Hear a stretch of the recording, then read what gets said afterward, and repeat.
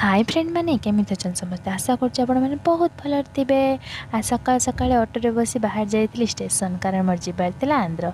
आपण मैंने तो जानी मु कौन पे आंध्र प्रदेश जाए तो भद्रक पहुँची जाइलु। एत जोर मेघ और कुहुड़ी होता तो किसी देखा हो नाला रास्तार।